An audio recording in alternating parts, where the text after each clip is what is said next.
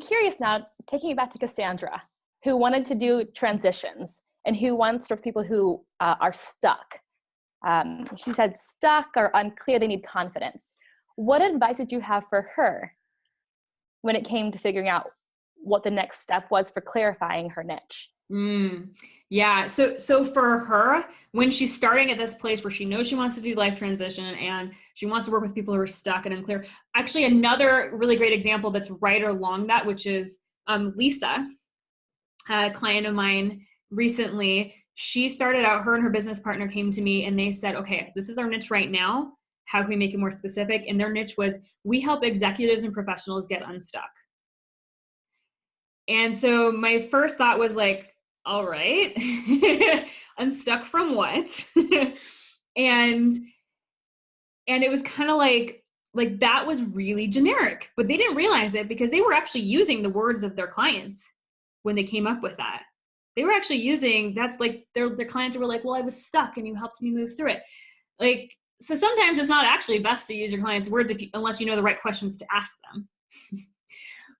But so what I would say to this, where to go next with this, and what I told them was, okay, so you help executives and professionals get unstuck. Well, first of all, which one do you want to choose, executives or professionals? Because executives is what they ended up going with, and that's a lot more specific. Professionals is like anyone in the professional field. Executives is like leaders, right? Like corporate leaders, essentially.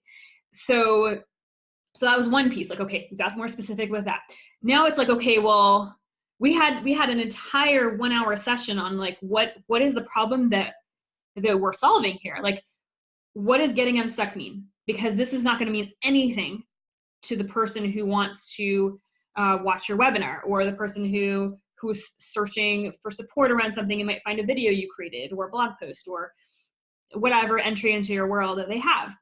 So what is the problem that you're solving? So getting back to, in this case, it was executives who are struggling with the relationships with their coworkers and their boss, and they just don't really know how to interact in a way that gets them what they want, right? Like maybe they get their way sometimes, but everyone hates them, or their projects aren't getting through because they're not being heard. Like, and it's keeping them from really like, it's making them stressed all the time, right?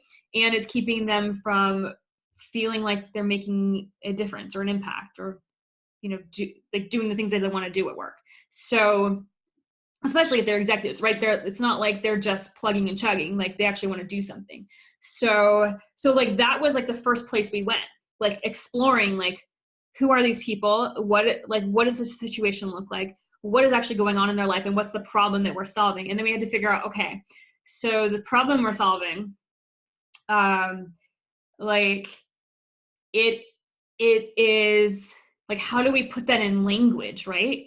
Like we have this overall big fluffy concept, but how do we kind of like anchor it into language that's really visual? And that's when the words of your clients come in, once you know the right questions to ask. So in this case, it's like we kind of looked at, okay, instead of just being like, okay, what did we do in our work together? Like, list some things we did together. Now you get to ask, like, okay, like, what are you struggling with right now when it comes to your relationships with your boss and your coworkers? And like, how is it affecting your work life? How is it affecting your home life?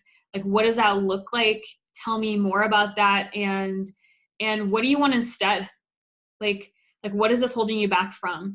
And then you get to ask the right questions. Because I talk about in Get Clear, Get Clients, but also with a lot of my clients, I talk about exploratory interviews. So these conversations you can have with your ideal clients to essentially mine their words, to take really good notes in their language and get a better understanding of what the problem is from their perspective that you're solving. Because sometimes it's hard to tell from your own perspective, especially when you're really good at what you do. I find that people who are super talented and great coaches are the ones that have the hardest time finding the right marketing language and figuring out how to talk about what they do so people care about it and so people want to pay for it, because they're so entrenched in their own process that that's what they talk about.